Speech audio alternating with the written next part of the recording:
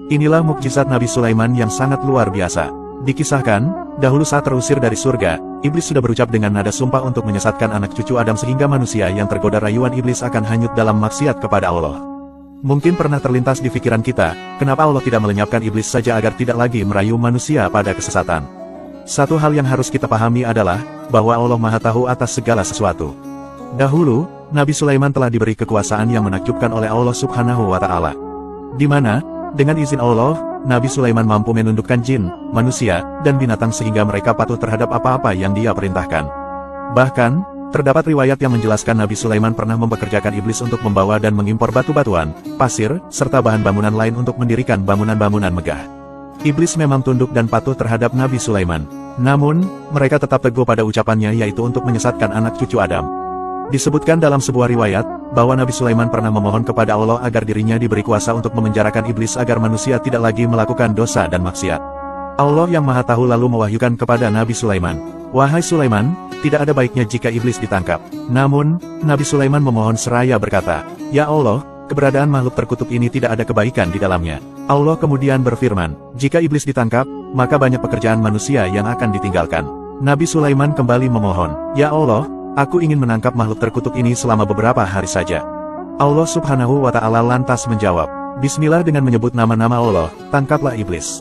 Setelah mendapat izin Allah, Nabi Sulaiman kemudian menangkap iblis, mengikat, dan memenjarakannya agar tidak ada lagi yang menyesatkan manusia.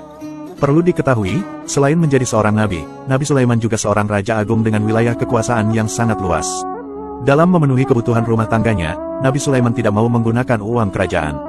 Beliau lebih memilih menggunakan hasil jerih payahnya sendiri dengan membuat kerajinan tas untuk dijual ke pasar. Padahal menurut riwayat, setiap harinya dapur kerajaan Nabi Sulaiman mampu memasak hingga 4.000 ekor unta, 5.000 ekor sapi, dan 6.000 ekor kambing. Makanan itu lantas dibagikan kepada masyarakat dan anggota kerajaan yang membutuhkan. Dengan wilayah kekuasaan yang sangat luas dan diagungkan oleh rakyat serta disegani musuh-musuhnya, Nabi Sulaiman adalah sosok pemimpin yang sederhana. Bahkan, beliau menolak makan menggunakan uang kerajaan dan memilih makan dari hasil usahanya sendiri dengan menjual tas-tas buatannya di pasar. Pada suatu pagi, Nabi Sulaiman mengutus seseorang pergi ke pasar untuk menjual tas buatannya. Sampai di pasar, dia kaget karena tidak menemukan seorang pun. Kemudian, ia pulang dan memberitahu fenomena ini kepada Nabi Sulaiman. Karena tas buatannya tidak terjual, malam itu Nabi Sulaiman tidak makan dan hanya minum air saja. Keesokan harinya, Nabi Sulaiman kembali mengutus seseorang untuk menjual tas-tas buatannya ke pasar. Namun hal yang sama masih didapati, di mana pasar masih sepi seperti hari sebelumnya. Setelah diselidiki, ternyata manusia sibuk mempersiapkan bekal menuju akhirat tanpa peduli pada dunia.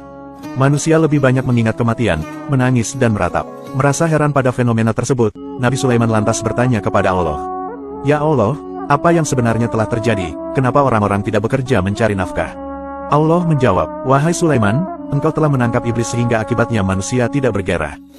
Bekerja mencari nafkah, bukankah sebelumnya telah aku katakan kepadamu bahwa menangkap iblis tidak mendatangkan kebaikan?" Mendengar jawaban dari Allah, dengan segera Sulaiman melepaskan iblis dari penjara. Hingga keesokan harinya, pasar kemudian kembali ramai lagi. Orang-orang kemudian kembali bersemangat bekerja mencari harta dunia untuk makan dan memenuhi kebutuhannya. Ternyata, Allah tidak pernah melarang kita untuk mengejar kenikmatan dunia, namun jangan sampai kesibukan dalam urusan dunia dan segala gemerlapnya membuat kita lupa untuk apa kita diciptakan.